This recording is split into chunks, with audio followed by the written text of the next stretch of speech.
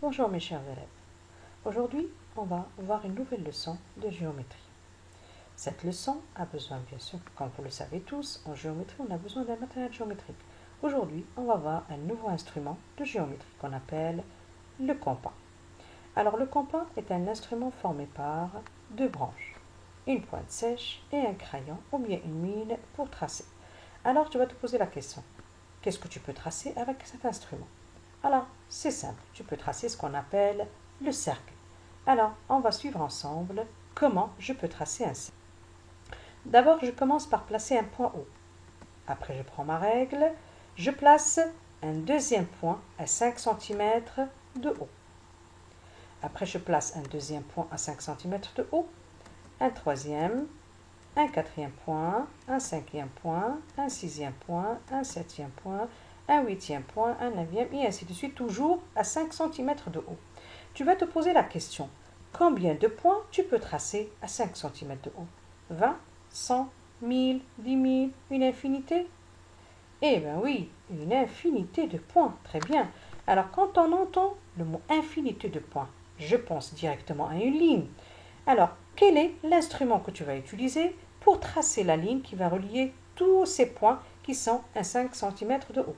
Eh bien oui, c'est le compas. Le compas nous permet de tracer cette ligne que vous voyez ici, la ligne bleue, qui représente ou bien qui relie tous les points qui sont à 5 cm de haut.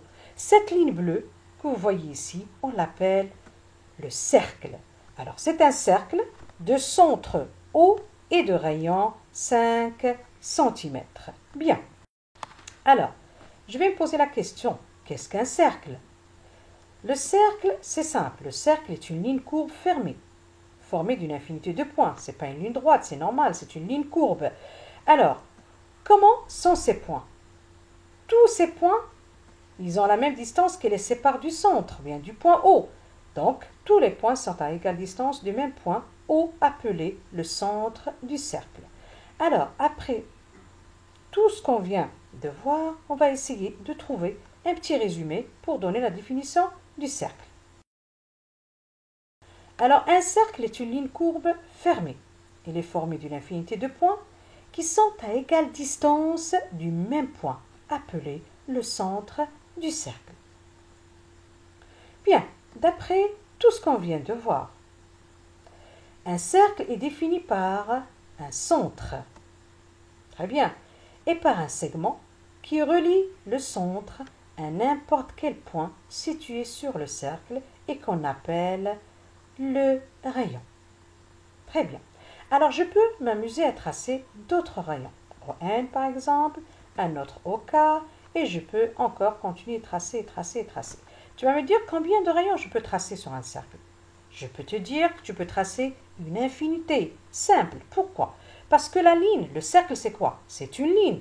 Et la ligne, elle est formée d'une infinité de points. Et le rayon, c'est quoi? C'est le segment qui relie le centre à n'importe quel point situé sur le cercle. Donc automatiquement, je peux tracer une infinité de rayons.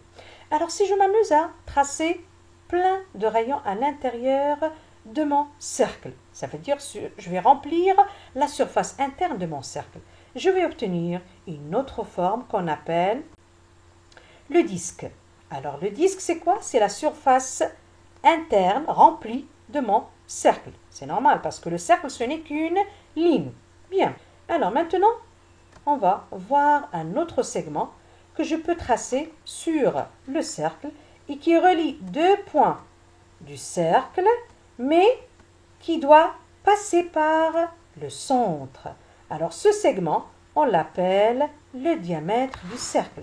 Comme vous l'avez remarqué, ici, ce segment représente deux fois le rayon. Regardez, le premier rayon du premier point jusqu'au centre et le deuxième rayon du centre jusqu'au deuxième point. Donc le diamètre du cercle, et ça c'est une définition que vous allez utiliser toute votre vie, le diamètre du cercle représente deux fois le rayon. Ça veut dire si le rayon représente, par exemple ici pour notre cas, le rayon il est de 5 cm. Donc le diamètre sera de 10 cm parce que c'est 2 fois 5.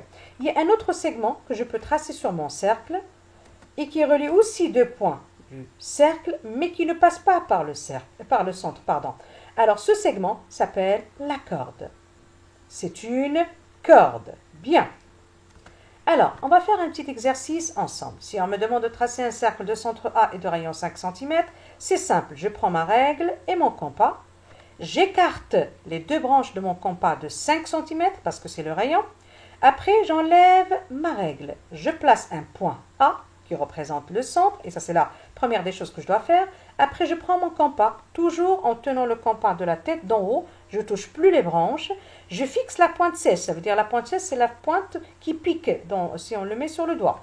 Je fixe la pointe sèche sur le point A, avec l'autre branche, là où il y a le crayon, je vais tracer en tournant le compas comme une danseuse qui danse sur la pointe du pied.